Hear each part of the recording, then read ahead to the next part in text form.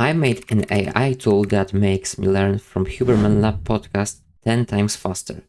And in this video, I am going to share it with you for free. Everyone's talking about the Hubermanlab podcast. It's the place to go for the latest on health and performance. From gym bros to curious minds. It's become the go-to source of knowledge for so many, and right now, it has almost 4 million subscribers. But here's the catch. There are over 100 Hubermanlab podcast episodes, adding up to almost 300 hours of content.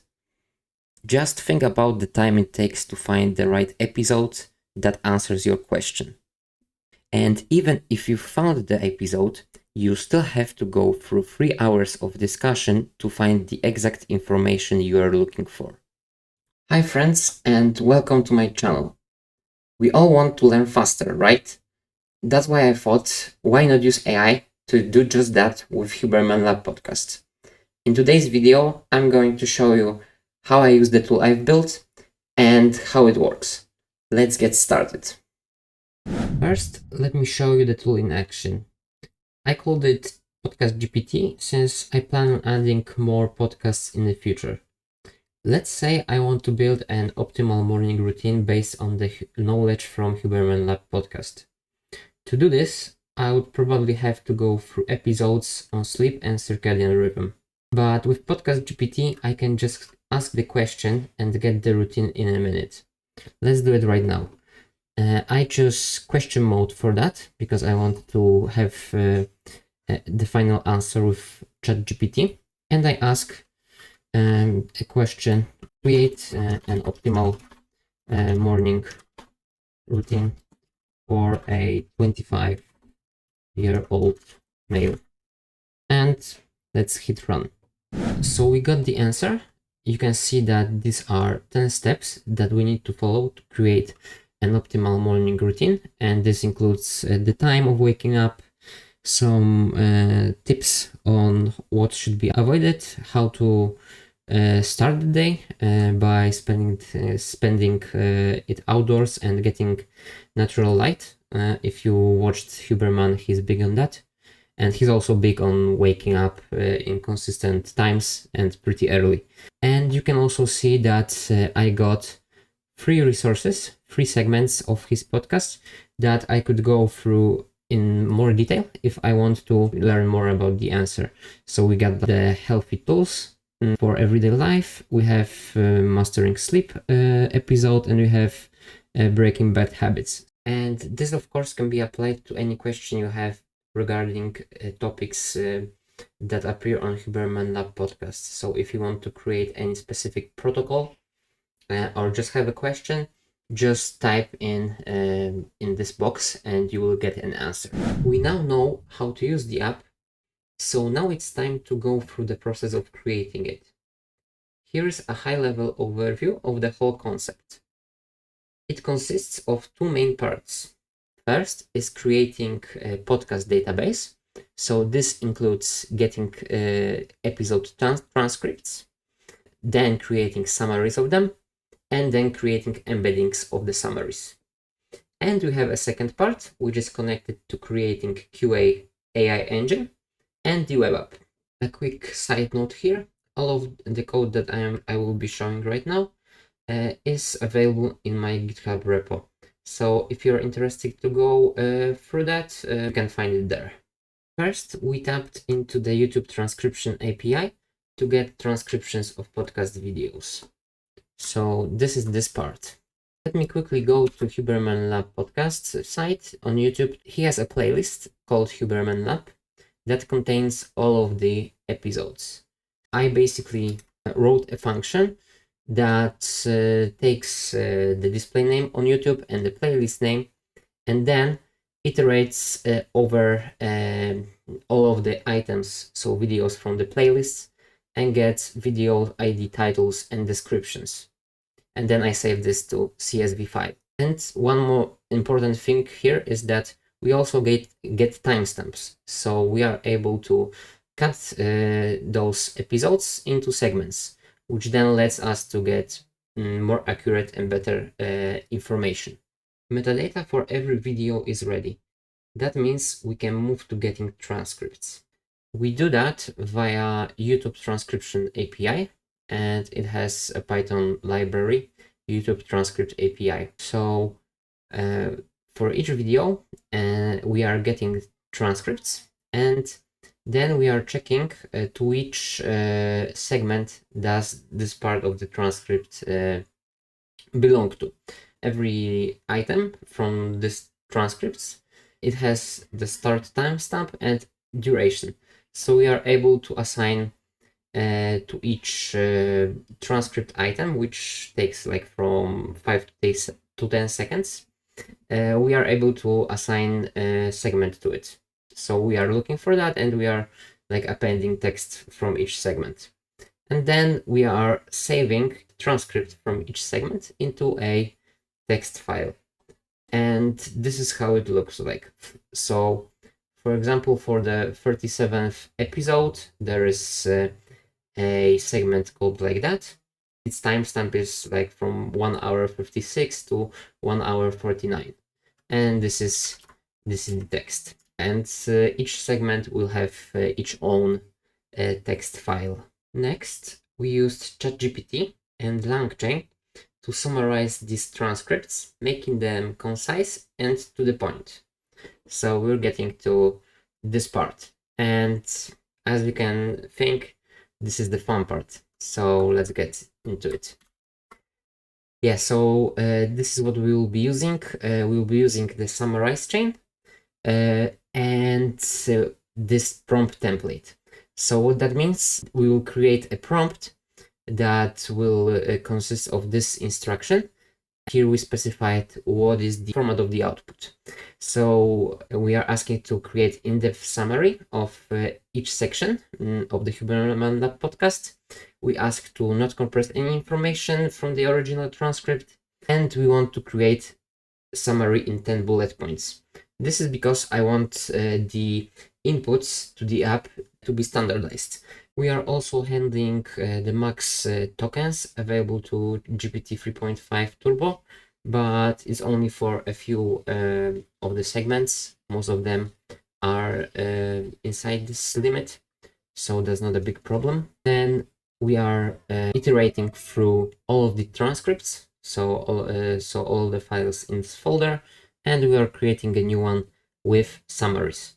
And this is how an example output looks like. This segment is about the increases of the levels of the dopamine after eating chocolate and then doing other activities and taking other substances. So you can see what are the increases in dopamine levels. So we can clearly see what this segment is about. And the same process happens for every other segment. These summaries were then transformed into embeddings using Hugging Face's sentence transformers model. You may ask, why embeddings? Well, embeddings convert text into numerical vectors.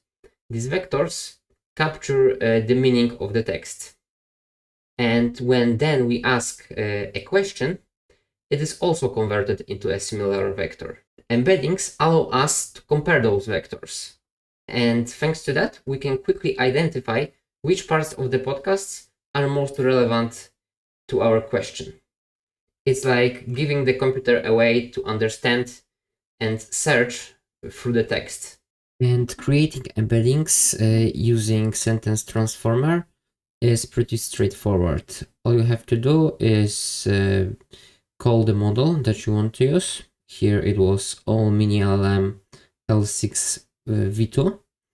Then you have to create a list of texts that you want to embed, and then you call model encode to get the embeddings, and then you can save it to be able to retrieve it later. To store embeddings, we used pgvector and hosted it all on Supabase. So Supabase has a library for handling pgvector, and it's called Vex. And it's super easy to use and create the vector store, because all you have to do is to load the embeddings that we've previously created, create a client, so connect to the Postgres as a database, and then we need to create a collection and upsert all the embeddings that we've created, and at the end create an index with a measure. Here we used cosine distance. Now it's time to get into the question answering flow. So what happens when you ask Podcast GPT a question? So when you do that, your question is embedded using Hugging Faces model into a vector. Then we use Vex library to search for similar vectors to the one that represents the question. We are getting the resources that contain the summary of those sections that we have found, and then depending on the mode, we either return the resources as they are in resource mode, or we use them as a context to large language model. So we do ask the LLM the question that the user asked, and we are giving it an additional context that it should base its answers from. So here we are also selecting 3 best resources that match this question. Here we return 7 resources. This is how the code for embedding the question and searching for segments looks like. So first we are just calling the encode question method and transforming it to list. Then with the embedded question, we call the Vex docs instance to query Postgres vector database with cosine distance index. And we are returning the indices of the documents and the cosine similarity of each found segment. After finding the resources, if we are in a question mode, we are running a segment check to check if the found segments were relevant to make the answer as good as possible. So what this function does, it runs a query to GPT. This prompt checks if the resource that we found in the vector database answers or contains information related to the question. So we tell ChatGPT that its task is to assess the relevance of the context to the user question. If the question is relevant, we ask it to provide a highly actionable answer to the question. And if not, we ask it to say not relevant and provide an explanation. And then we provide the user question and the context, that means the summary. After we find 3 relevant and double-checked resources, we go to the final question answering. So this is the prompt that we are using. We are telling the context of the information to ChatGPT, and then we ask it to create a final and coherent final answer, making use of listicles and making this answer as actionable as possible. And then we are providing the question and the context, and the context are 3 answers from the previous step of double checking the resources. So we've covered all question answering flow. Last 2 things that are left are Amazon Lambda and Streamlit. Those 2 things were used to ship the application. Streamlit was used to create a front end, and Amazon Lambda was was created to host the API and allows us to scale the application to many users. Because if we run the queries on the front end, that could lead to server just running out of resources. And with Amazon Lambda, there is no such case because Amazon Lambda function handles that for us. I won't go into the detail of creating Amazon Lambda function because that would be probably a topic for a separate video, but I wanted to just quickly show you how I've iterated while creating the Streamlit frontend. I used ChatGPT for that, and I've started with a simple version of the app that I took from an example that is in the Streamlit app repository. And then I asked ChatGPT to make some changes to this version, and I've iterated a lot to get the final version that is available to use right now. So ChatGPT knows Streamlit pretty well, and it is able to suggest some changes to the app. So for example, here I asked ChatGPT, what would you change in this app so it is more user-friendly and looks better? And it provided a list of 8 things that we could change, and then I've iterated over those to create a better version of the app. It could still be probably improved, but it's a cool thing that you can do in Streamlit, that you can iterate with ChatGPT. So that was it for today. The link to the app and the repo is available in the video description. And if you would like to see more content like that, hit that subscribe button here. See you in the next one.